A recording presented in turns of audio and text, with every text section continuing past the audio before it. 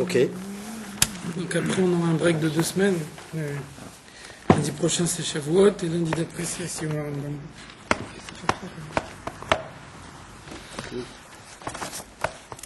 Je sais pas osé le dire. Il y a ma place.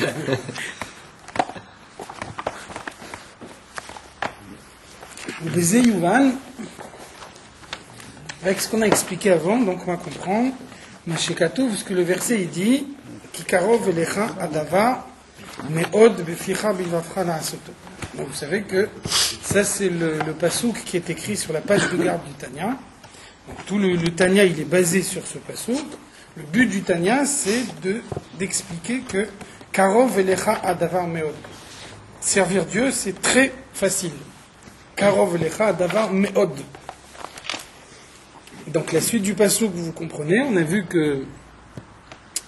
avant que le but de chaque neshama, c'est d'accomplir les 613 mitzvot par la pensée, par la parole et par l'action. Donc ça c'est ce qu'on voit dans le pasouk. Beficha, c'est la parole, bilvafra, c'est la pensée, la asoto, c'est l'action. Donc il s'agit de mettre en pratique les 613 mitzvot dans la pensée, la parole et l'action. Et donc c'est sur ça que le pasouk nous dit qui karov elecha adavar meod. Arriver à mettre en pratique la Torah et les mitzvot, c'est très facile. Donc vous voyez qu'a priori, quand on dit c'est très facile, servir Dieu c'est très facile, c'est a priori difficile à comprendre. Et tout, il nous semble quand même que servir Dieu c'est pas aussi facile que ça. Et donc, tout de suite le Tanya nous dit Neged achush shelanu. C'est à l'opposé de ce que nous ressentons. Nous ressentons qu'au contraire, servir Dieu, c'est difficile, ça demande un effort permanent. Ve'ha Torah initzrit. Donc le Rabbi rajoute entre parenthèses, la Torah elle est éternelle, donc on ne peut pas dire que, par exemple, ce pasouk il a été dit uniquement pour la génération de Moshe Rabbeinu. Eux, ils ont assisté au dévoilement du mont Sinaï, eux, ils ont vu les miracles de la sortie d'Égypte. Donc pour eux, avec tous les miracles qu'ils ont vus, pour eux c'était facile de servir Dieu, alors que nous on vit dans l'obscurité de l'exil, donc pour nous c'est pas aussi facile. Donc on ne peut pas dire ça c'est pas un pshat acceptable. La Torah elle est éternelle, la Torah elle s'adresse pas uniquement à une génération, la Torah elle s'adresse à tout le monde. Donc ça veut dire que c'est facile également pour nous. Donc vous savez que on dit dans la Gemara qu'il y a eu plusieurs milliers de prophètes qui ont prophétisé chacun à leur époque. Et en fait, donc, dans la Torah, le nombre de prophètes qu'on a, c'est un nombre relativement limité. Ça veut dire que la quasi-totalité des prophéties ne sont jamais parvenues jusqu'à nous. Donc, ça veut dire que de façon générale, un prophète, il prophétise uniquement pour sa génération. Donc, dans la mesure où il s'adresse uniquement aux hommes de sa génération, donc on n'a pas besoin d'écrire dans la Torah quelque chose qui concerne uniquement sa génération. Donc, chaque fois qu'on voit qu'une prophétie est mentionnée dans la Torah, ça veut dire qu'elle concerne toutes les générations à la fois. Et donc, de là, le Tzemar Tzedek qui déduit un principe général. Le Tzemar Tzedek, il nous dit, chaque fois qu'un enseignement est donné oralement, qu'il n'est pas écrit, ça veut dire que cet enseignement, il concerne uniquement la génération dans laquelle il a été donné, les personnes qui l'ont entendu. Par contre, à partir du moment où un enseignement a été imprimé, ça c'est la preuve qu'il concerne toutes les générations à la fois. Dès l'instant où la Hashgacha Prati de Dieu a permis qu'une certaine chose soit imprimée, imprimer ça veut dire transmettre aux générations suivantes, donc ça c'est la preuve que ça concerne toutes les générations à la fois. Donc c'est l'explication ici. La Torah nous dit Karov elecha adavar meod, donc c'est sûr que c'est dans chaque génération. Et donc nous il nous semble, chez En Karov meod adavar, a priori c'est pas si facile que ça, la hafoch libo mita'avot olam hazeh le'avat Hashem be'emet, de pouvoir abandonner tous les plaisirs du monde pour remplir son cœur uniquement d'amour de Dieu. Ça ne nous semble pas si facile que ça. Ou que Moshe Katouv, après on cite une preuve, donc non seulement d'après la logique, la logique immédiate, On comprend bien que servir Dieu, c'est pas si facile que ça, mais en plus, on cite également une preuve de la Gemara. La Gemara nous dit Atu ira milta zutrati. Est-ce que la crainte de Dieu, c'est une petite chose? Donc la Gemara, elle se pose une question. C'est écrit dans la Torah Ve'ata Israël. Maintenant, Israël, Ma Hashem Elokecha Shoel Meimach. Qu'est-ce que Dieu attend de toi? Ki im leira et Hashem Elokecha. Ki im, uniquement de craindre Dieu. Donc le mot ki im, ça veut dire, c'est pas grand-chose qu'on te demande. Donc, quand la Torah, elle s'exprime de cette façon-là, quand le pasouk, il est rédigé de cette façon-là, donc aussitôt la Gemara, elle pose la question. Comment tu peux me dire Ki im leira et Hashem Elokecha? Je te demande uniquement de craindre Dieu. Est-ce que vraiment craindre Dieu c'est si facile que ça? Donc la Gemara nous dit Atu ira milta zutrati. Est-ce que vraiment craindre Dieu c'est une petite chose que le passouk qui peut me dire Ki im? C'est tout ce que je te demande, pas plus que ça. Donc on voit que non seulement la logique, elle nous indique que c'est pas si facile de servir Dieu, mais en plus de ça, même la Gemara nous le confirme. Parce que la Gemara pose la question. Et donc, tout de suite, on nous dit, la Gemara, elle parle de crainte, mais kol sheken ahava. Donc, c'est la plus forte raison pour l'amour. On a déjà vu la distinction entre l'amour et la crainte. La crainte, c'est un sentiment naturel. Alors que l'amour, c'est pas un sentiment naturel. On voit qu'un enfant, il a peur de ce qui est un danger pour lui. Ça veut dire c'est naturel pour lui, sans qu'on ait besoin de lui apprendre, que lorsqu'il y a un danger, il se retire par rapport à un danger. Vous connaissez l'histoire de Moshe Rabbeinu, quand il a mis la main dans le feu. Ça veut dire, normalement, il y avait devant lui une assiette de pièces d'or, une assiette dans laquelle il y avait du feu. Donc Paro, il voulait déterminer s'il serait dangereux ou pas dangereux.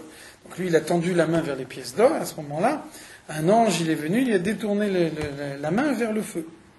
À ce moment-là, quand Paro a vu ça, il a dit, il n'est pas dangereux. Si c'est si c'est un enfant qui ne sait pas s'écarter du danger, c'est qu'il ne présente aucun danger pour le pays. Donc ça veut dire, le fait d'avoir peur, le fait de craindre le danger, c'est quelque chose de tellement évident que même un enfant, il a ce sentiment en lui de façon naturelle. Donc on se retire devant un danger, on a un instinct de conservation qui fait qu'on se retire devant le danger, donc la crainte, c'est un sentiment naturel. Par contre, l'amour n'est pas un sentiment naturel, parce que la crainte, on l'a en soi, alors que l'amour, elle vient de l'autre. La crainte, j'ai en moi le sentiment naturel que quand il y a quelque chose de quoi il faut avoir peur, je me retire. Par contre, pour aimer quelqu'un, il faut d'abord que ce quelqu'un me montre qu'il y a une raison de l'aimer. On ne peut pas aimer a priori. Sauf, évidemment, ses parents, ça veut dire, même là, c'est pas a priori, c'est parce que c'est ses parents, mais ça veut dire a priori, quand on a une personne qu'on ne connaît pas, on ne peut pas avoir un sentiment naturel d'amour envers quelqu'un qu'on ne connaît pas. Il faut d'abord qu'il y ait un signe d'appel de la part de cette personne pour montrer qu'il y a des raisons de l'aimer. Et c'est après seulement qu'on peut l'aimer. Par contre, pour la crainte, on n'a pas besoin de signe d'appel. À partir du moment où vous voyez que quelque chose est dangereux, vous voyez que quelque chose est dangereux, et vous fuyez. Donc vous voyez que dans la personnalité de l'homme, la crainte est un sentiment beaucoup plus naturel que l'amour. Donc si déjà, pour la crainte qui est un sentiment naturel, la Gemara elle pose la question, est-ce que vraiment craindre Dieu c'est une si petite chose? Donc à plus forte raison que c'est valable pour l'amour. Ça veut dire, on ne peut pas avoir a priori l'amour de Dieu. Pas naître un jour en disant j'aime Dieu. L'amour de Dieu, c'est nécessairement le produit d'une réflexion. C'est parce qu'on a réfléchi, on a médité au fait que malgré la grandeur de Dieu, il s'attache avec chaque âme juive, etc. Donc il y a une réflexion préalable. S'il n'y a pas cette réflexion préalable, l'amour de Dieu n'est pas un sentiment naturel. Donc cette réflexion préalable, elle est permanente, elle demande un effort permanent. Donc après tout ça, hein, comment est-ce qu'on peut nous dire servir Dieu? Donc servir Dieu, c'est les deux à la fois, l'aimer et le craindre, karov elecha adavar meot. Tout ça, c'est en réalité très facile. Donc ça, c'est le passouk qu'on a vu depuis la page de garde du Tanya. Donc maintenant, le Tanya nous dit, si on a bien compris toutes les définitions qu'on a données au préalable, on va comprendre maintenant pourquoi on peut dire que servir Dieu, c'est effectivement facile. Et Gamma Morazal, deuxième question. Donc, la première question, c'est la question de logique, la question la plus évidente. Ensuite, on étaye la question de logique qu'on a posée en citant la Gemara. Donc, on a vu une première Gemara qui nous dit craindre Dieu, c'est pas si facile que ça. Deuxièmement, les Chachamim nous disent tzadikim dafka libam birshutam. Un tzadik, c'est quelqu'un qui maîtrise totalement ses sentiments. C'est uniquement un tzadik qui a une maîtrise totale de sa propre personnalité. Donc ça veut dire, par déduction, que celui qui n'est pas un tzaddik, et on a déjà vu dans le premier Pérec, on a déjà vu que les tzadikim, il n'y en a pas beaucoup. Ra'a kadosh baruch hu betzadikim she'em muatin. Dieu a vu que les tzadikim étaient peu nombreux. Amad ve'shatlan bechol dor vador. Alors Dieu fait en sorte qu'il y en ait au moins quelques-uns dans chaque génération. Donc, quand on a besoin de les répartir entre les générations, c'est parce qu'il n'y en a pas beaucoup. Donc, la Gemara nous dit, un tzaddik, c'est quelqu'un qui se maîtrise parfaitement. Donc, ça veut dire, si on a besoin de préciser que le tzaddik, il se maîtrise parfaitement, ça veut dire que celui qui n'est pas un tzaddik, il ne se maîtrise pas. Donc, si on n'arrive pas à se maîtriser, ça veut dire qu'on a nécessairement des écarts par rapport à la volonté de Dieu. Donc, comment on peut dire que servir Dieu, c'est tellement facile? Donc c'est quoi l'explication? Donc maintenant on rentre dans la réponse à cette question. Et là, des la asoto, qu'est-ce qui veut dire le passouk quand il nous dit la asoto? C'est facile de le faire, de faire la volonté de Dieu. Tsonoloma ahava amevia l'idée asiyat amitzvot bilvad. C'est facile d'avoir l'amour qui va conduire à l'accomplissement de la mitzvah, chez Ireuta Deliba, c'est la volonté que chacun a en lui d'accomplir la volonté de Dieu, chez Beta Alumot Lev, qui se trouve à l'état latent, de manière cachée, dans le cœur de chacun, Gam ki ena beid galut libo, même si on n'arrive pas à la dévoiler, même si on garde uniquement l'amour et la crainte tels qu'ils sont à l'état latent, ça suffit d'ores et déjà pour accomplir les mitzvot. Donc pas tout le monde arrive à aimer Dieu qui est riche pe'esh, que l'amour de Dieu brûle comme un feu dans le cœur. Ça effectivement, c'est vrai que c'est pas donné à tout le monde. Donc s'il fallait avoir ce niveau-là d'amour de Dieu, c'est vrai que ça ne serait pas donné à tout le monde, mais chacun a en lui l'amour et la crainte de Dieu à l'état latent. Et l'amour et la crainte de Dieu qu'on a à l'état latent, et que chacun possède depuis sa naissance. Donc les dévoiler, c'est pas créer quelque chose de nouveau. C'est uniquement mettre en évidence quelque chose que on a la certitude de posséder chacun en soi. Alors ça, karov meod venakel lechol adam. C'est effectivement très proche, c'est effectivement accessible à chaque personne, chacun peut y arriver. Ça veut dire que chacun sait que quand un enfant il est dans le ventre de sa mère, il étudie la totalité de la Torah, et ensuite, au moment de la naissance, il oublie tout ce qu'il a étudié pendant toute la période de la gestation. En fait, il n'oublie pas tout d'une seconde à l'autre. Il oublie au fur et à mesure qu'il apprend à parler. Tant qu'il ne maîtrise pas la parole, il se souvient encore de toute la Torah qu'il a étudiée. Ensuite, au fur et à mesure qu'il apprend à parler, il commence à oublier. Et puis ensuite, quand il arrive à parler, là, il arrive à un stade où il a complètement oublié tout ce qu'il a étudié avant. Donc on explique dans la Chassidoute quoi ça sert de lui faire étudier toute la Torah pour ensuite la lui faire oublier. Et la réponse, c'est que si on n'avait pas étudié la Torah pendant la période de la gestation, personne n'arriverait à la comprendre. Ça veut dire qu'il y a une telle distance entre la Torah et les hommes, il y a une telle distance entre la chokhma de Dieu et la chokhma des hommes, que normalement, en fonctionnement normal, on est incapable de comprendre la Torah. Donc pourquoi est-ce qu'on arrive à comprendre ce qu'on en comprend? C'est parce que on l'a d'ores et déjà étudié, et en fait, quand on redécouvre une idée de la Torah, c'est pas quelque chose de nouveau qu'on apprend, c'est uniquement quelque chose qu'on a su déjà auparavant et qu'on a oublié et dont on se rappelle maintenant. Donc c'est pas la même chose de se rappeler de quelque chose qu'on a oublié, et donc on l'a su, ça veut dire qu'à l'état subconscient, ça laisse une trace dans la personnalité, pas la même chose que comprendre quelque chose qu'on n'a jamais compris de sa vie. Donc vous voyez que avoir quelque chose, même si on n'est pas conscient de ce qu'on a, malgré tout, ça laisse une trace dans sa personnalité, et ça fait qu'après, quand on ressort les choses, on arrive à les ressortir de telle façon que ça agisse dans la personnalité. Donc, la même chose ici, un homme inné, avec en lui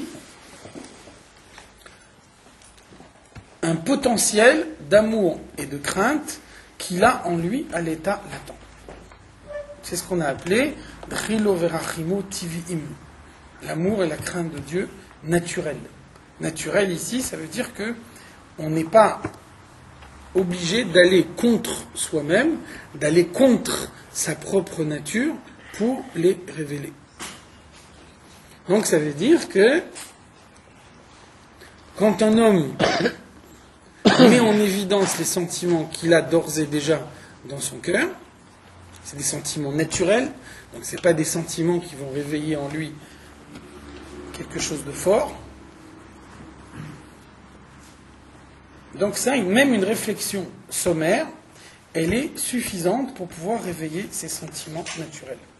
Ensuite, si on va avoir un sentiment plus intense, alors là, le sentiment naturel ne suffit pas, et là, on a besoin d'un sentiment qu'on crée de toutes pièces. Et ça, effectivement, ce sentiment-là, il est difficile à avoir. Le sentiment qu'on crée de toutes pièces, c'est la conséquence d'une compréhension.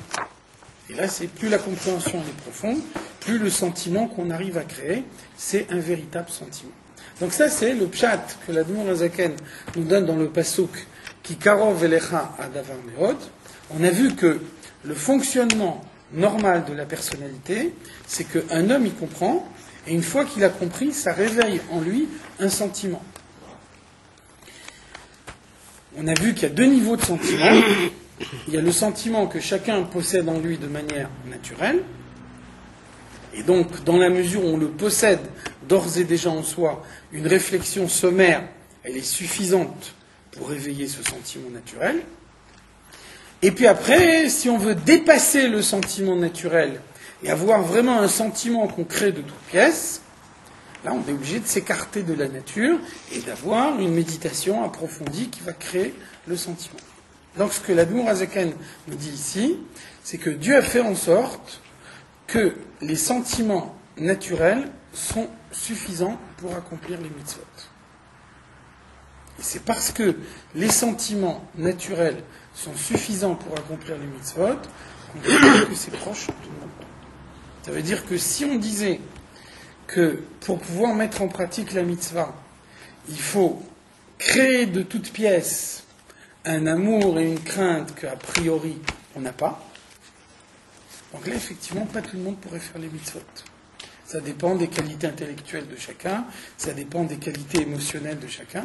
Et on peut imaginer effectivement que certaines personnes n'arriveraient jamais à avoir la réflexion nécessaire, donc ne créeraient jamais les sentiments, et donc se trouveraient dans l'impossibilité d'accomplir les mitzvot. Donc Dieu a fait que ça ne se passe pas comme ça. Dieu a fait que ces sentiments que chacun a en lui de manière naturelle, donc on n'a pas besoin de les créer, il suffit de les réveiller parce qu'ils sont là, d'ores et déjà, ces sentiments naturels sont suffisants pour accomplir les mitzvot. Ça ne veut pas dire qu'on ne peut pas faire mieux, ça ne veut pas dire que si on arrive à créer des sentiments, si on arrive à l'amour qu'on appelle ici Kerish Pe'esh, comme une flamme, si on arrive à mettre en éveil cet amour-là dans son cœur, c'est sûr qu'on accomplira la mitzvah beaucoup mieux.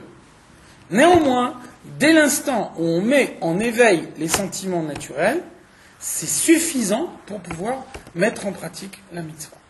Donc, comme tout le monde possède ces sentiments naturels, et que donc c'est le fonctionnement normal de sa personnalité, on ne demande pas à quelqu'un de s'écarter de sa nature.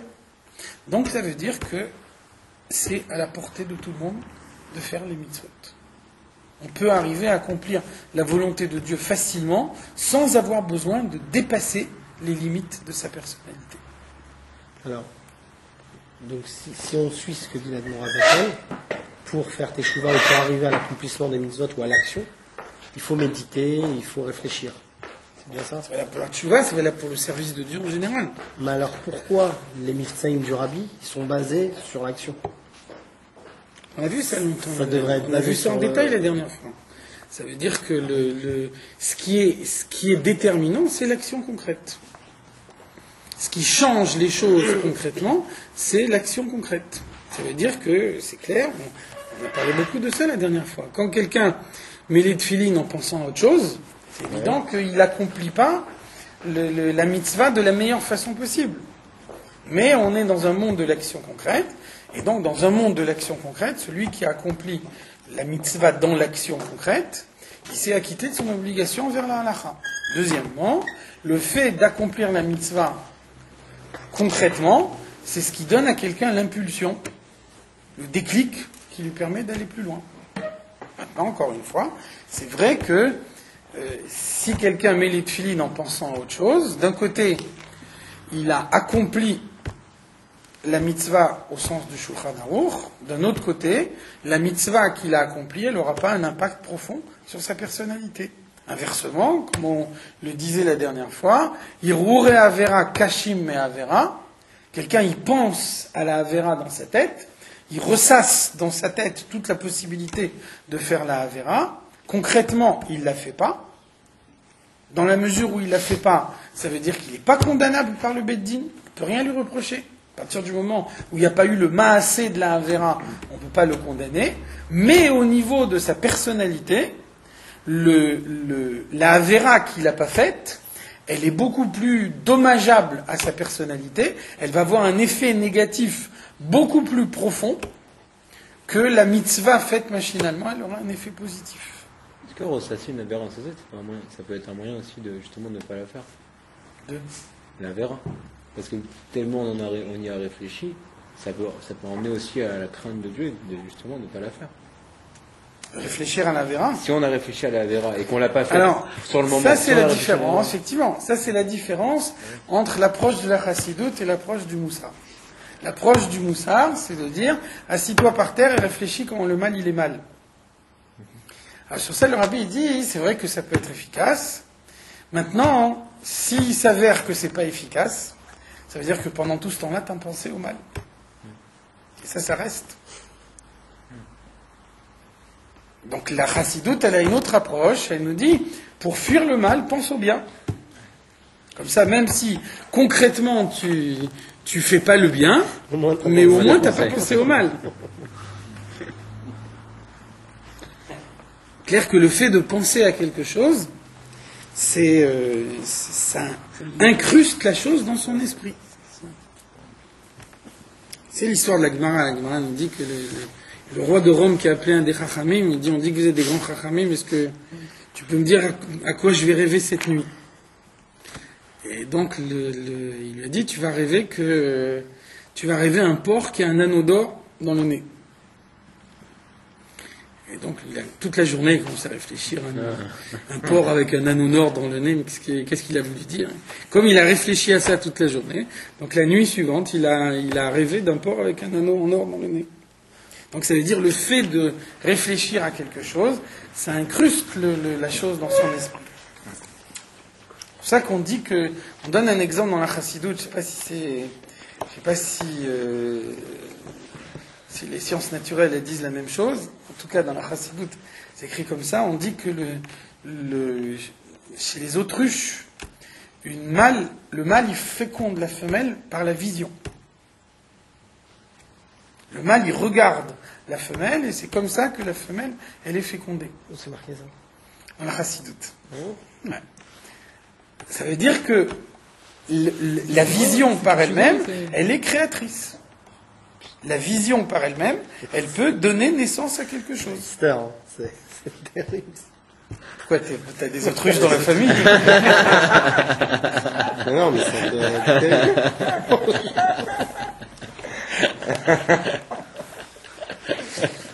La vision elle est créatrice maintenant.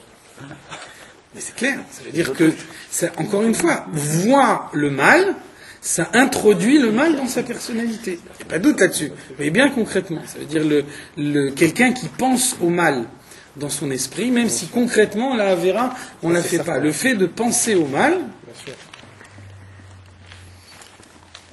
ça veut dire que on veut fuir le mal. Pour fuir le mal, on pense au mal. Ça veut dire concrètement, qu'est-ce qu'on fait? On se protège de la pluie en sautant dans le lac. Ça peut être un antidote aussi. Ça peut être justement. Alors, pour une fois où ça sera un antidote, il y aura 99 fois où tu vas tomber dans l'eau. Donc c'est trop dangereux pour qu'on prenne le risque. C'est pour ça que le moyen le plus efficace, c'est de ne pas penser au mal du tout. C'est pour ça que, par exemple, le Rabbi dit, si vous regardez dans les grottes Kodesh, vous trouverez beaucoup de lettres comme ça. Personnes qui écrivent au Rabbi, qui disent j'ai telle avéra, telle mauvaise habitude, j'arrive pas à m'en défaire. Donc a priori, c'est un obstacle. Ça veut dire je veux avancer dans le service de Dieu, je veux progresser, etc. Et là, j'ai une avéra que j'arrive pas à m'en défaire. J'arrive à travailler sur moi-même dans tous les autres domaines. Dans ce domaine-là, le Yetzirah, il est tellement fort que j'arrive pas à m'en débarrasser. Donc là, j'ai un obstacle. Je suis enchaîné. Quelqu'un qui est enchaîné dans le mal, a priori, il peut pas monter dans le bien. Donc chaque fois qu'il y a une question comme ça, à chaque fois la réponse du Rabbi, c'est si tu n'arrives pas à te défaire de la Avera, n'y pense plus. Pense à autre chose. Si vraiment c'est un obstacle véritable, si tu sens que tu n'arrives pas à te défaire du mal, qu'est-ce que tu fais? Tu penses à autre chose. Tu évacues cette chose-là de ton esprit. Qu'est-ce que ça veut dire? Ça veut dire que je fais une Avera. Avec tous mes efforts que j'ai pu faire jusqu'à maintenant, je n'arrive pas à me débarrasser de cette Avera.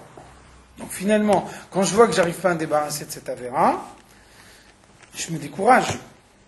C'est-à-dire que vraiment, tous les efforts que j'ai... Donc ça veut dire, plus je vais réfléchir, et plus je vais me décourager. Ça veut dire qu'au fur et à mesure que j'essaye de me débarrasser de cette Avera, je m'embourbe de plus en plus. Donc finalement, il y a un autre moyen, c'est de ne plus y penser du tout. Et donc, en arrêtant de penser à la Avera, en se concentrant sur le bien, donc le fait qu'on ne pense plus à la Avera, ça même, ça la dégonfle. Ça même, ça lui donne le moins d'importance. Et après, au bout d'un certain temps, on n'y a pas pensé du tout,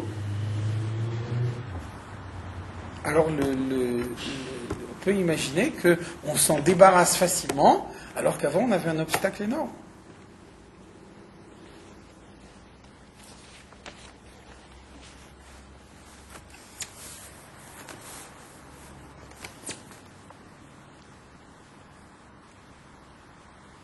Donc là, on est en train de parler de ce que la réflexion de l'homme, elle peut réveiller dans sa personnalité.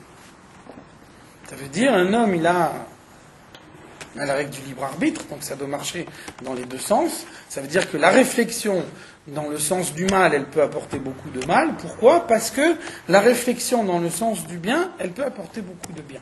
C'est ça l'explication. Maintenant, le Tanya nous dit encore plus. Servir Dieu,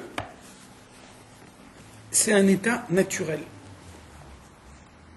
Ça ne demande pas à un homme de sortir de ses limites, de sortir de son état naturel. Ça demande uniquement qu'on utilise les capacités que chacun possède en lui à l'état latent. Donc, vous voyez bien que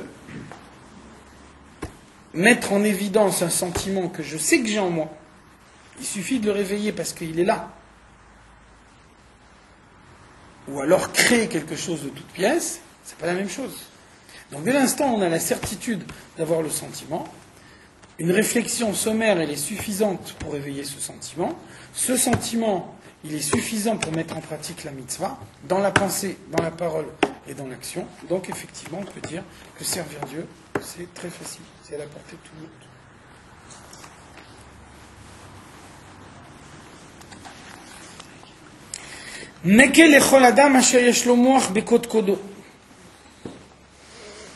Donc, servir Dieu, c'est facile pour tous ceux qui ont un cerveau à l'intérieur de leur crâne. Quand il n'y a pas de cerveau, effectivement, il n'y a pas grand-chose à faire. Dès l'instant où il y a un cerveau, c'est-à-dire que c'est vraiment à la portée de tout le monde.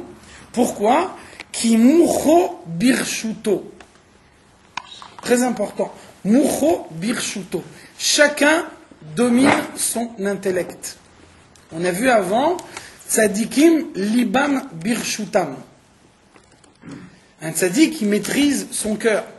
Quelqu'un qui n'est pas un tzadik, il a du mal à maîtriser son cœur. Par contre, maîtriser son cerveau, tout le monde est capable de le faire. Ça veut dire que si j'étudie la Torah, je comprends ce que Dieu attend de moi. Je sais qu'est-ce qui est bien et qu'est-ce qui n'est pas bien. L'étude de la Torah, elle me donne la compréhension qui me permet de savoir qu'est-ce que je dois faire et qu'est-ce que je ne dois pas faire. Alors après, il y a un passage du cerveau au cœur. Alors c'est là qu'il peut y avoir un problème. Quelqu'un qui a un tzaddik, il n'a pas de problème de goulot d'étranglement entre son cerveau et son cœur. Donc tout ce qu'il a compris dans son cerveau, ça passe dans son cœur. S'il a compris que c'est bien, alors il le fera. S'il a compris que c'est pas bien, il le fera pas. Par contre, quelqu'un qui n'est pas un tzaddik, lui, c'est envisageable que, intellectuellement, il a compris qu'il ne faut pas le faire, mais arrivé dans son cœur, il n'arrive pas à se maîtriser. Donc vous voyez que le problème, il est uniquement dans le cœur. Mais le problème, il n'est pas dans le cerveau. La compréhension, c'est toujours une compréhension exacte. Dès l'instant où on étudie la Torah et où on comprend ce que la Torah nous dit, quand la Torah elle nous dit « mets les tefilines tous les matins », ça veut dire que maintenant, je peux tourner mes raisonnements dans tous les sens que je veux. Si j'arrive à la conclusion que c'est pas obligé de mettre les tefilines tous les matins, c'est que je me suis écarté par rapport à la compréhension de la Torah. Donc au niveau de la compréhension, il n'y a pas d'ambiguïté possible. La compréhension, elle est claire. Alors après, il faut que ce qu'on a compris intellectuellement, ça passe dans les sentiments, ça passe dans le cœur. Et donc c'est là qu'il peut y avoir un problème. C'est là qu'on peut dire, intellectuellement j'ai bien compris, mais émotionnellement j'ai du mal. J'ai bien compris ce qu'on a étudié, l'explication elle est très très claire, mais arriver à réveiller en moi le sentiment qui va faire que je vais modifier mon existence de la façon dont j'ai vécu jusqu'à maintenant. Jusqu'à maintenant, j'ai fait telle chose. Maintenant, j'ai bien compris que la Torah, elle me dit que c'est pas bien, donc il faut que j'arrête de le faire. Arriver à remettre en cause ma vie d'une seconde à l'autre, ça, j'ai du mal. Donc, vous voyez que la compréhension, elle est là. Et c'est le sentiment qui ne suit pas. Donc, le cœur, on ne le maîtrise pas toujours. Le cerveau, on le maîtrise toujours. À partir du moment où la réflexion du cerveau, elle est suffisante pour réveiller les sentiments naturels, ça veut dire que tout le monde peut servir Dieu. Ça veut dire que tout le monde peut mettre en éveil dans son cœur ce qui va être suffisant pour accomplir la mitzvah.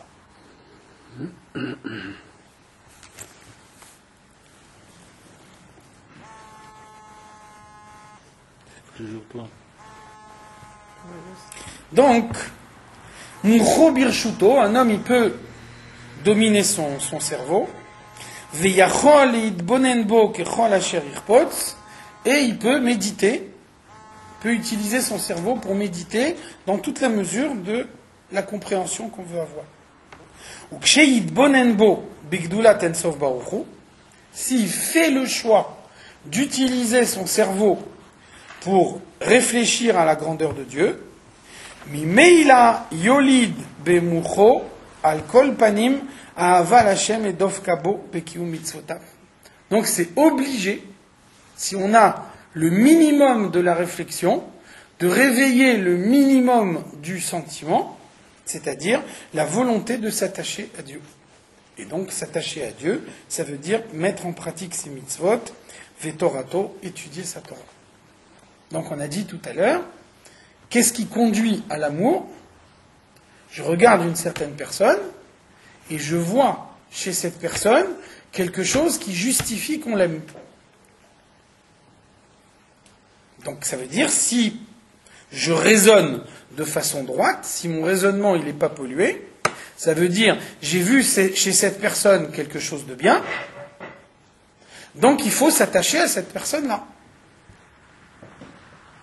C'est la conséquence logique. C'est-à-dire, si je dis, c'est quelqu'un qui a telle qualité, et donc il faut rechercher l'attachement à lui pour pouvoir avoir ses qualités, mais moi je ne le fais pas, il y a quelque chose qui ne va pas. C'est-à-dire, a priori, je recherche mon intérêt. Si je vois qu'une personne, elle peut m'apporter quelque chose, il n'y a pas de raison que je ne m'attache pas à lui. Donc ça veut dire, la réflexion qui consiste à dire Dieu il est immensément grand, donc il y a une immense distance entre Dieu qui est immensément grand et moi qui suis immensément petit, et malgré l'immense distance qu'il y a entre Dieu et moi, Dieu me donne la possibilité de m'attacher à lui par mes mitzvot. Ça veut dire que moi je suis totalement insignifiant, bien que je suis totalement insignifiant, au moment où moi je mets les tefilines, je m'attache complètement à Dieu. Parce que Dieu a voulu que de cette façon-là, on puisse s'attacher à lui. Donc, la conséquence immédiate de cette réflexion, c'est de dire je mets les tefilines. Vous voyez que là, on n'est pas dans les hauts niveaux du service de Dieu, je veux servir Dieu de façon désintéressée, je ne cherche pas du tout d'intérêt personnel, même un intérêt spirituel, même l'intérêt le plus élevé. Là, on parle au niveau de la logique immédiate. Quelqu'un me paraît aimable. Quelqu'un, chaque fois que j'ai un contact avec lui, c'est un contact positif. Je vois que chaque fois que je suis avec lui, il m'apporte quelque chose de bien. Ça veut dire qu'a priori, je recherche sa proximité. Parce que j'ai compris qu'il peut m'apporter quelque chose. Chaque fois que je peux être proche de lui, je suis proche de lui. C'est pas logique de dire, j'ai compris qu'il peut m'apporter plein de choses, mais je l'évite. Ça veut rien dire. Donc c'est-à-dire, si j'ai compris qu'il peut m'apporter quelque chose, je vais rechercher sa présence. Donc à plus forte raison que c'est valable pour Dieu. Il y a une immense distance entre Dieu et moi, et malgré tout, chaque fois que j'accomplis une mitzvah, j'ai la possibilité de m'attacher avec Dieu. Donc la conséquence immédiate de cette réflexion, c'est de dire, chaque fois que j'ai la possibilité de m'attacher à Dieu, il faut le faire. Chaque fois qu'il y a une mitzvah qui se présente à moi, une mitzvah, c'est pas une punition qu'on me donne, c'est pas quelque chose qu'on me donne pour m'embêter. Une mitzvah, c'est un moyen de plus de m'attacher à Dieu. Donc chaque fois que j'ai la possibilité de m'attacher à Dieu, je le fais. Ratza HaKadosh Baruch Hu les akot et Israël, les ficha achirba lahem Torah mitzvot. Dieu, il a voulu donner un mérite aux Juifs, donc il multiplie les mitzvot.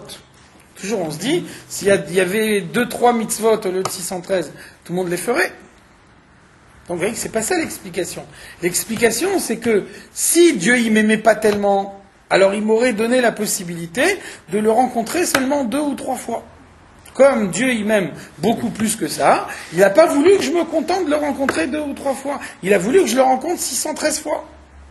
Donc ça veut dire, si un grand roi il me dit je te donne 613 rendez-vous et que moi je lui réponds t'es gentil mais 2 ou 3 rendez-vous ça me suffit, c'est une attitude insensée. Donc vous voyez que cette réflexion-là, elle est à la portée de tout le monde. C'est une réflexion simple, qui a une conséquence immédiate. Si je comprends la grandeur de Dieu telle qu'elle est expliquée par la Torah, si je comprends que malgré ma grande petitesse, chaque fois que j'accomplis une mitzvah, je rencontre Dieu, donc je n'ai pas de raison de me priver de la mitzvah.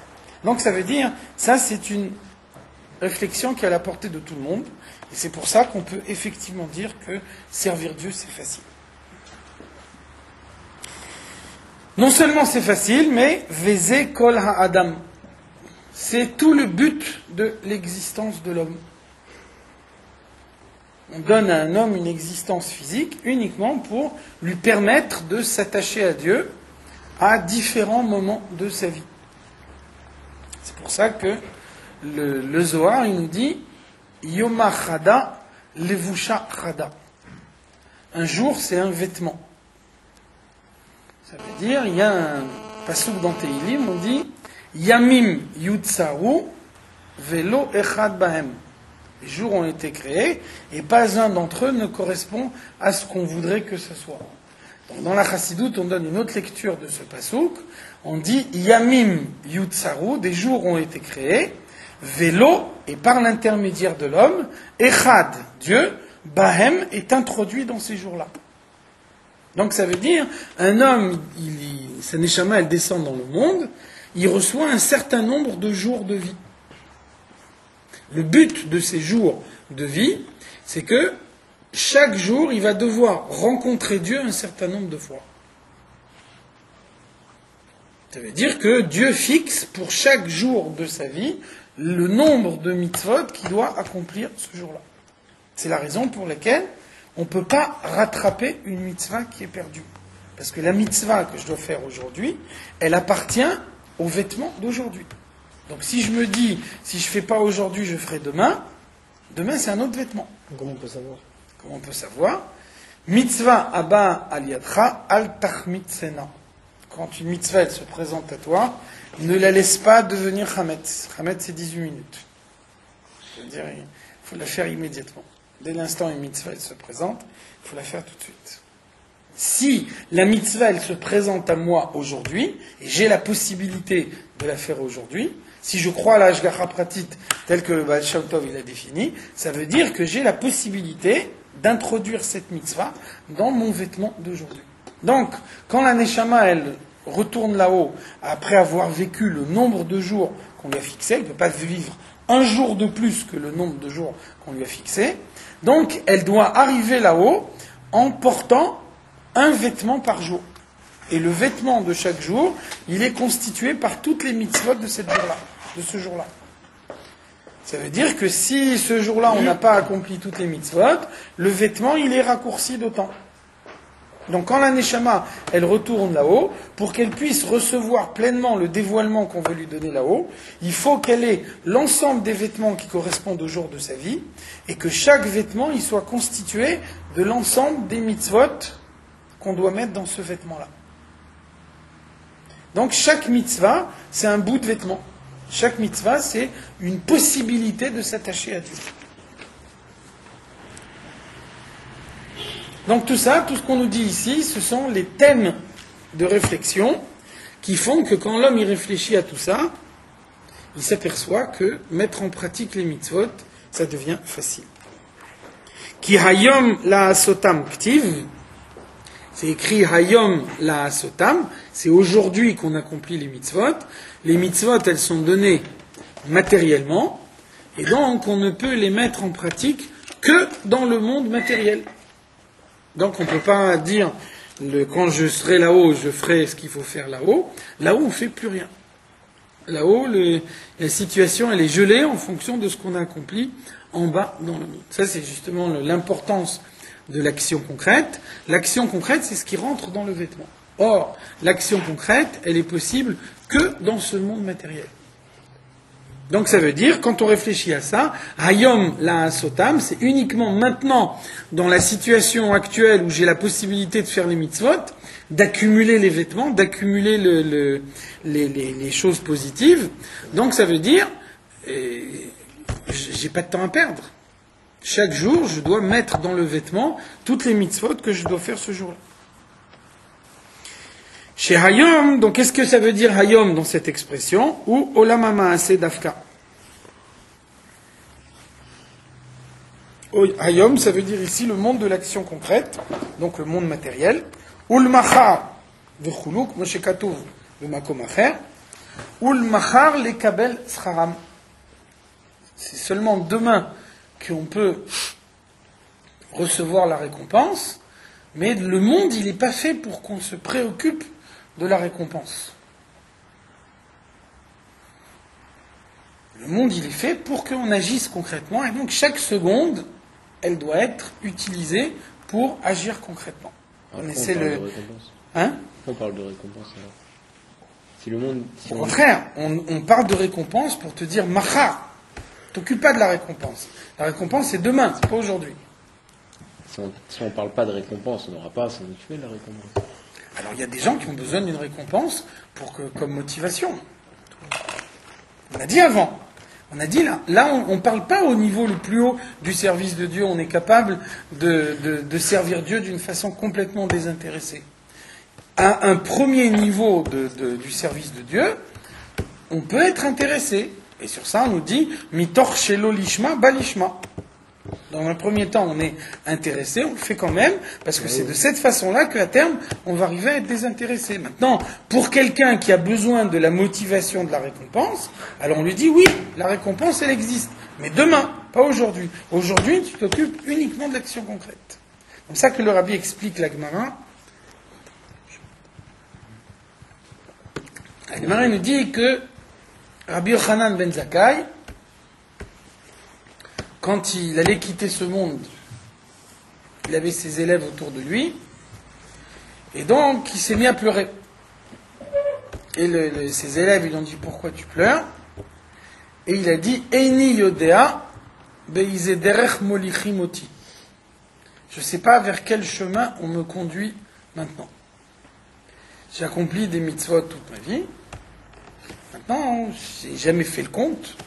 Donc, par rapport à ce que Dieu il attend de moi, si moi je suis Rabbi Yochanan ben Zakkai, ça veut dire que sûrement Dieu il attend de moi plus que ce qu'il attend des autres. Donc maintenant, tout ce que j'ai pu accomplir dans ma vie, est-ce que c'est suffisant pour que maintenant je rentre dans le Gan Eden, ou bien est-ce que je vais dans l'autre sens, parce qu'avec mes forces, en tant que Rabbi Yochanan ben Zakkai,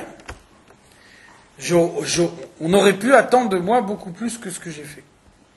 C'est ce que dit la Gemara. Ça, le Rabbi pose la question.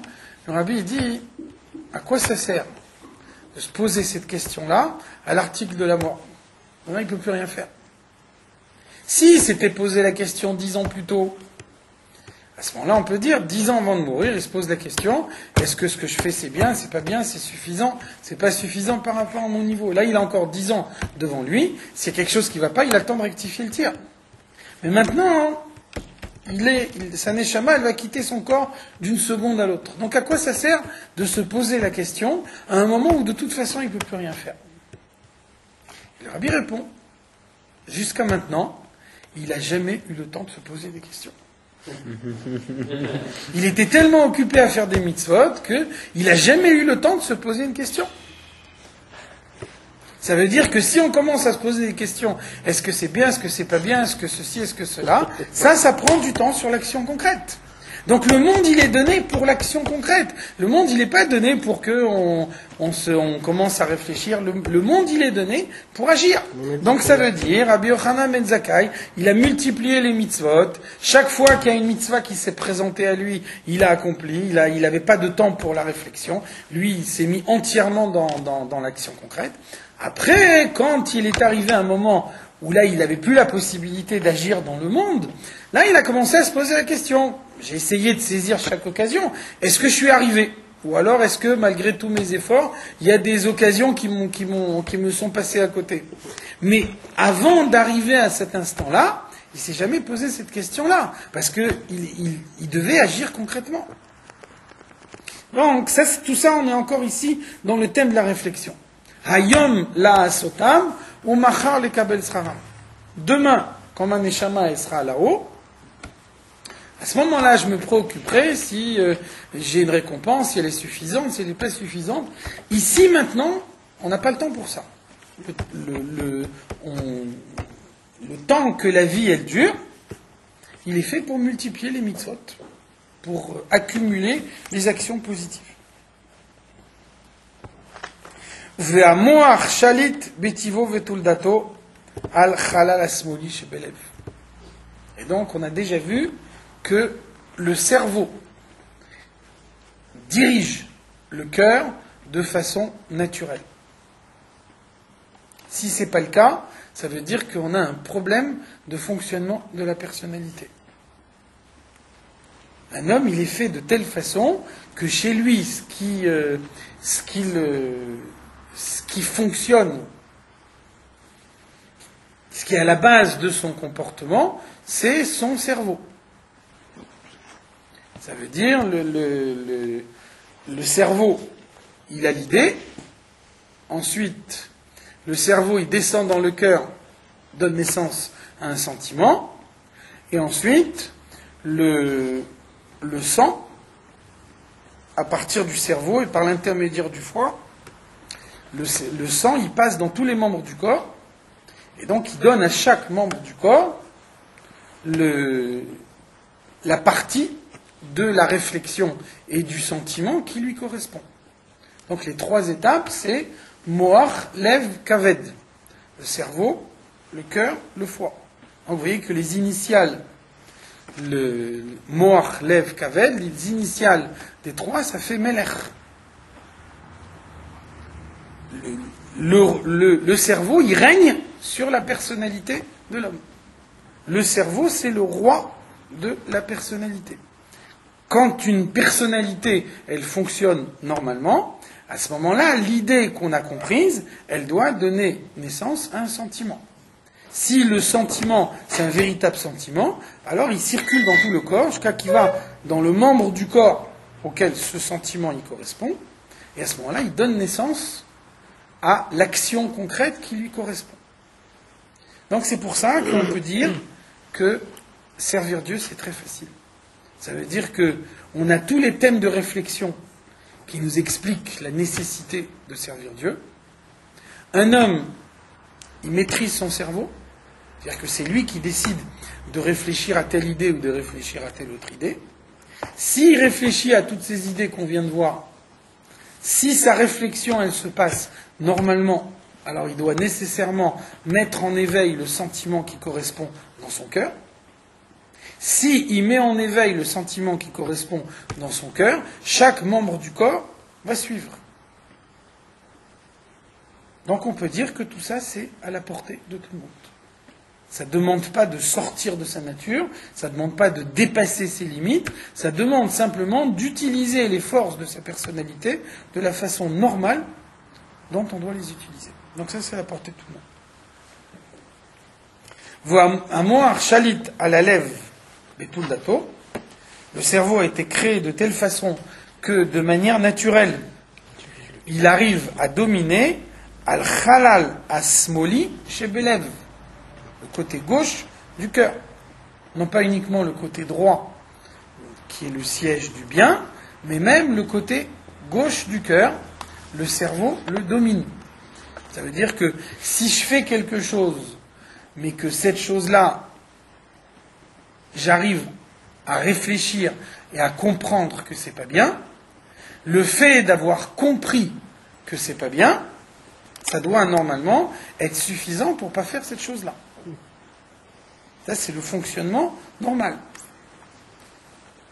Ça veut dire que si par exemple, une certaine chose, elle me fait plaisir, mais on me montre que c'est dangereux pour la santé, personne ne peut décider en conscience, je vais sacrifier ma santé, plutôt que de faire cette chose-là. La cigarette, c'est un exemple type. Alors ça veut dire qu'il faut savoir si on a réellement compris. Ou bien on se dit, c'est pas vrai, les médecins ils exagèrent, etc. C'est-à-dire qu'on n'a pas réellement compris. Ou alors, si vraiment on a compris, on arrête. T'as jamais vu personne dire j'ai compris que la cigarette c'est mauvais pour la santé, j'ai compris tout ce que ça peut faire de mal, mais je le fais quand même. Ça n'existe pas. Ou bien on te dit on exagère l'effet négatif de la cigarette, c'est pour ça que je fume quand même. Ou alors on te dit j'ai bien compris que c'est dangereux, et donc j'ai arrêté. Mais personne te dit j'ai bien compris que c'est dangereux, mais j'arrête pas. Mais ça marche pareil pour l'alcool, ça marche pareil pour plein de trucs. Il y a plein de trucs qui sont dangereux pour le corps. L'alcool, c'est pas pareil. Ah ouais. Il y a plein de trucs qui sont dangereux. Alors, encore une fois, ça dépend du niveau de prise de conscience. Ou bien tu comprends que quelque chose est dangereux, personne met sa santé en danger. C'est écrit, on dit Kol asher leish iten bead nafsho. Un homme, il est capable de donner tout ce qu'il possède pour sauver sa vie. Donc, encore une fois, on parle ici dans un fonctionnement normal de la personnalité. Dans un fonctionnement normal de la personnalité, quelqu'un y réfléchit. Et en réfléchissant, il a compris que telle chose est dangereuse pour lui, il ne le fait pas. C'est impossible. Sinon, c'est qu'il n'a pas compris. Mais ça veut dire que personne ne peut décider en conscience de se faire du mal à lui-même.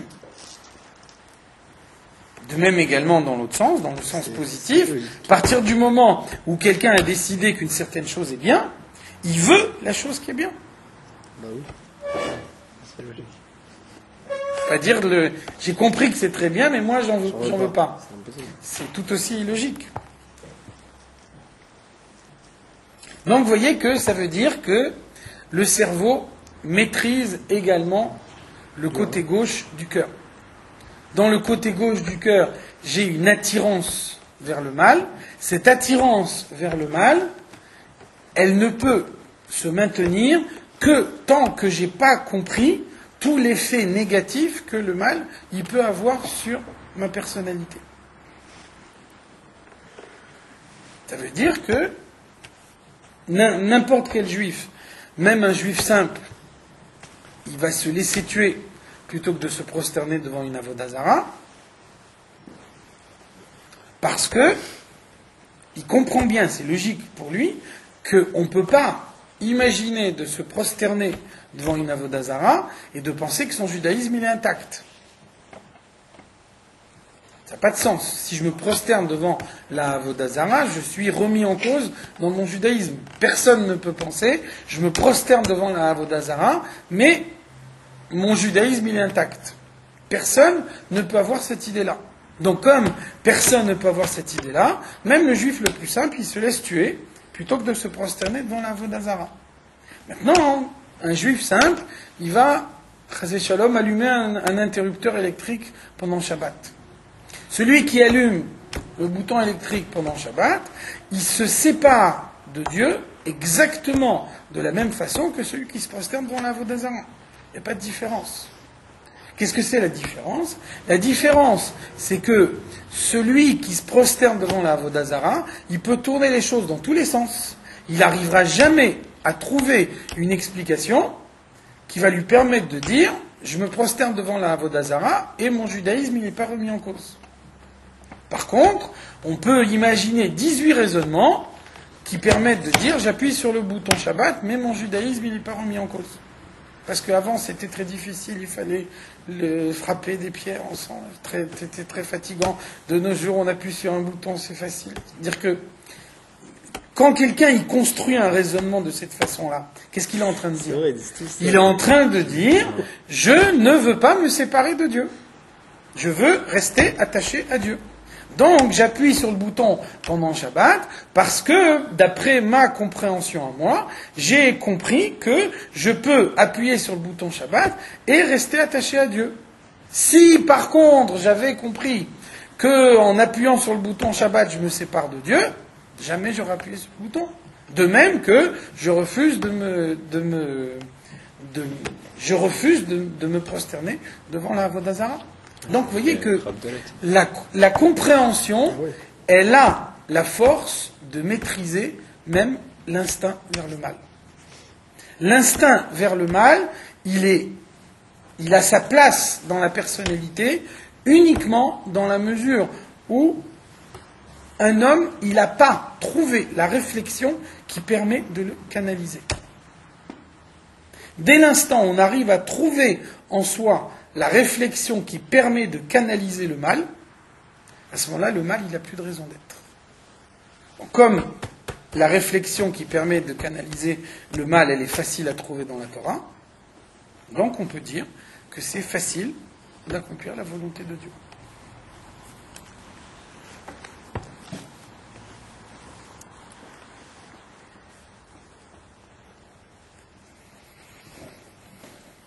Ve'amoach shalit betivo, vetuldato al chalal asmoli shebelev, de même que le cœur, il dirige de façon, le cerveau, il dirige de façon naturelle le cœur. De la même façon, alpiv, le cerveau, il dirige également la bouche, la parole. Ça veut dire que je peux avoir une maîtrise de moi-même suffisante pour me dire telle parole je la prononce ou telle parole je la prononce pas. Savoir des fois fermer la bouche et ne pas dire une certaine parole. Donc vous voyez que décider de ne pas dire telle parole, la parole elle se dit pas d'elle-même. Un homme il parle, un homme il dit une parole parce qu'il a décidé de dire cette parole. Donc ça veut dire, si quelqu'un décide dans son esprit, il y a des paroles qu'il faut dire et il y a des paroles qu'il ne faut pas dire, à partir du moment où cette idée-là, elle est claire dans son esprit, donc les paroles qu'il a décidé, il ne faut pas les dire, il ne les dira pas. On ne peut pas imaginer que quelqu'un, dans son esprit, il dise tel mot, il ne faut pas le dire, et qu'il le dise quand même. La parole, elle ne se fait pas d'elle-même. La parole, c'est uniquement le reflet de la compréhension. Donc à partir du moment où un homme, il a les idées claires, il n'y a aucune raison que ces idées claires, elles ne modifient pas son comportement. L'alcool à Evarim, c'est valable pour la bouche, c'est valable pour tous les membres du corps, Shehem Klea Maaseh, qui sont toutes les différentes possibilités qu'un homme il peut avoir d'agir. Donc à partir du moment où on a bien compris quelque chose, l'action concrète, elle suit. Si l'action concrète, elle ne suit pas, c'est qu'on n'a pas compris. Et donc si on n'a pas compris, là on a une solution. Parce que son cœur, on ne le maîtrise pas, mais son cerveau, on ne le maîtrise pas. Donc il faut réfléchir encore, il faut étudier encore, il faut approfondir l'idée. Et à force d'approfondir l'idée, il va arriver un moment ou un autre où la prise de conscience de l'idée, elle sera telle qu'à partir de maintenant, on modifie son comportement. Vous voyez que là, on tient la clé. Dès l'instant où on a compris, le comportement y suit. Comme un homme, il maîtrise son cerveau, donc il décide de comprendre ce qu'il faut comprendre. On peut comprendre simplement une partie de l'idée, non? Alors, une partie de l'idée va avoir une partie de l'action. C'est ça. Bien sûr. C'est ce qui nous L'action, on peut la découper en morceaux. C'est ce qui nous arrive, c'est ça. Bien sûr.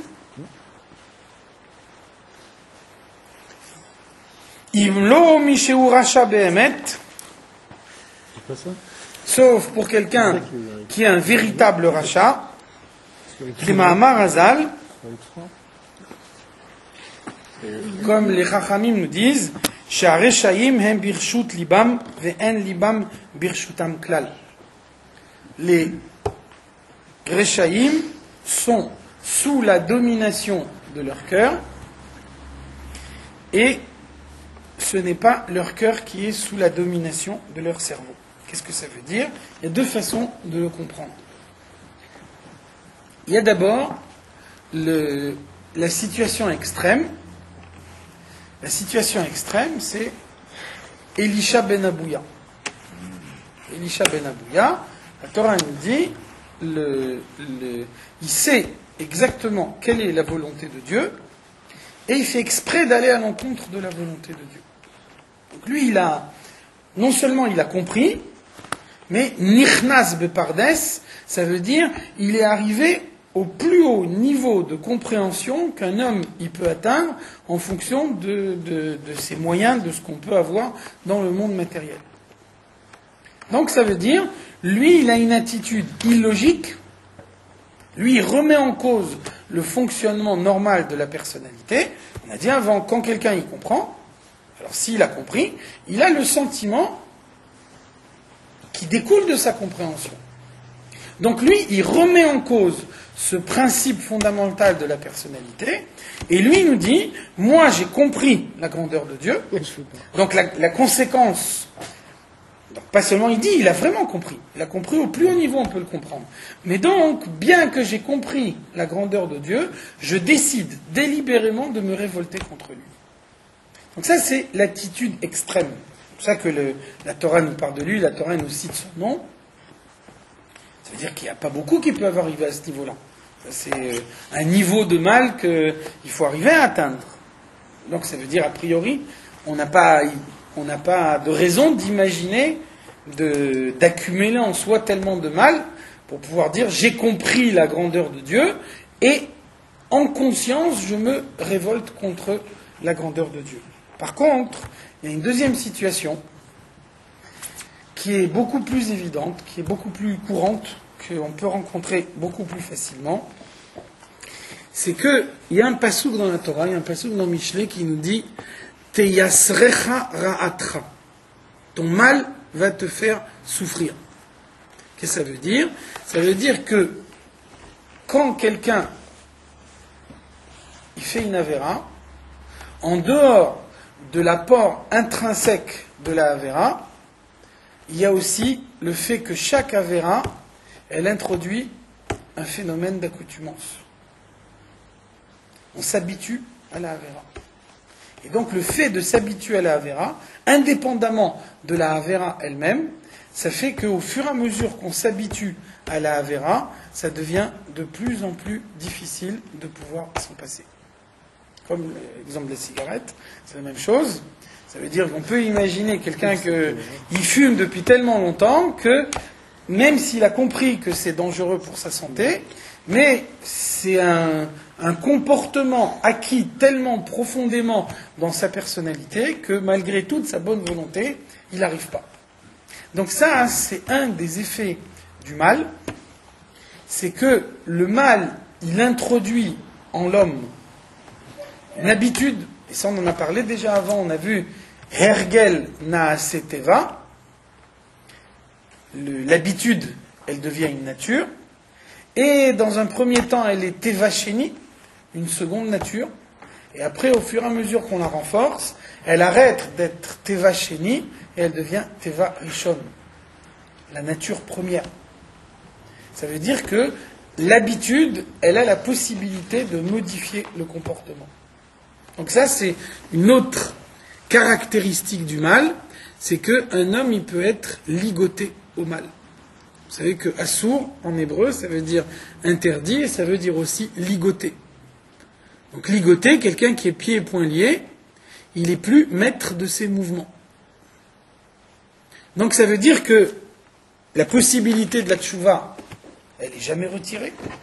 Un homme, jusqu'à la dernière extrême, il conserve toujours la possibilité de la tchouva, mais en même temps que la possibilité de la tchouva, elle existe toujours, au fur et à mesure qu'on multiplie les avérotes, la tchouva, elle devient de plus en plus difficile. Parce que la tchouva, la avéra, en plus du mal qu'elle apporte dans la personnalité, elle introduit une habitude. Et c'est très difficile de se débarrasser de cette attitude.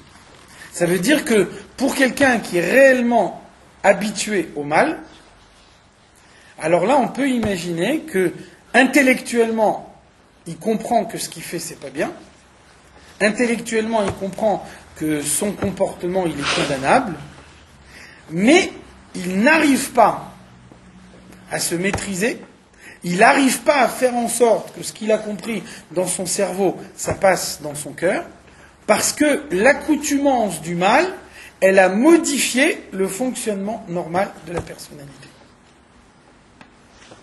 Donc voilà un exemple où effectivement ça ne marche pas.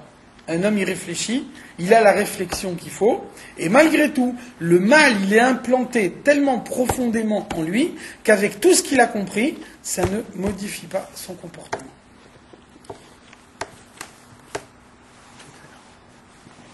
Donc c'est pour ça que les Chachamim nous disent Rechaim em birshut libam. Les Rechaim, ils sont sous la domination de leur cœur. Dans leur cœur, il y a une attirance vers le mal. Les Rechaim peuvent très bien comprendre qu'ils agissent mal.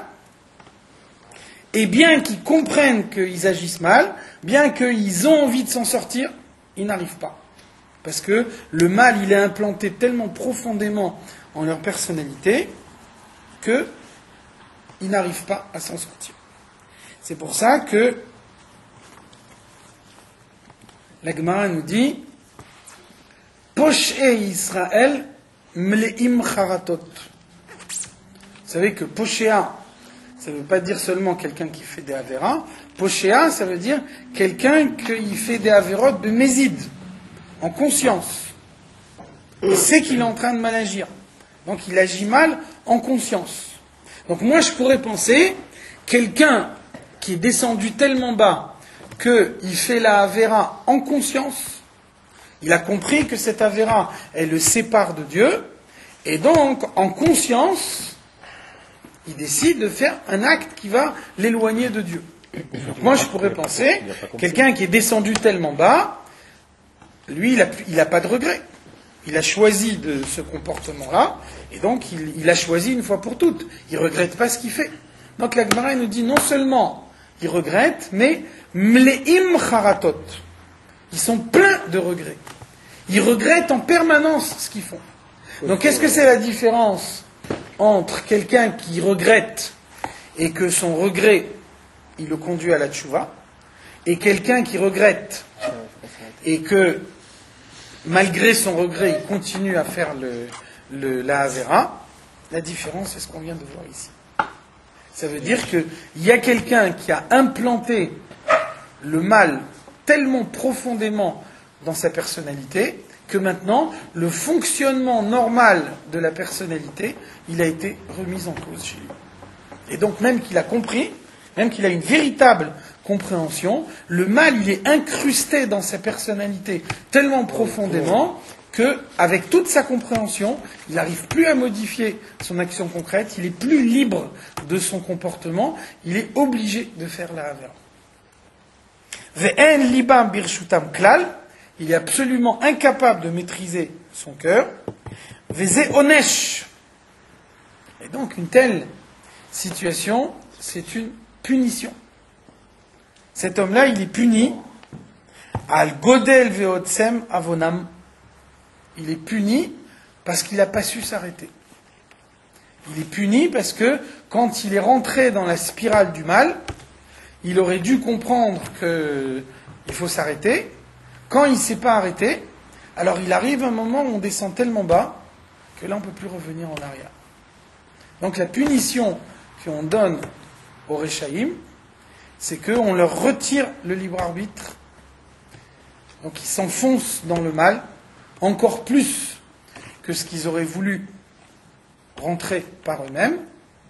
Et donc de cette façon-là, on a vu tout à l'heure, Rabbi Yochanan ben Zakkai, il dit, je ne sais pas dans quelle direction je me dirige.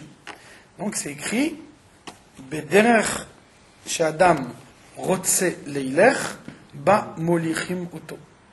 Le chemin que lui, il veut suivre, c'est sur ce chemin-là qu'on le conduit. Ça veut dire que il a décidé de faire le mal, il arrive un moment où, bien que le principe de la tchouva, il n'est jamais remis en cause, on peut toujours faire tchouva. Malgré tout, il arrive un moment où on est tellement rentré profondément dans la Havera qu'on n'a plus la possibilité de revenir en arrière. Vous connaissez l'exemple du pharaon. Il dit que les 5 premières plaies, elles sont venues par la volonté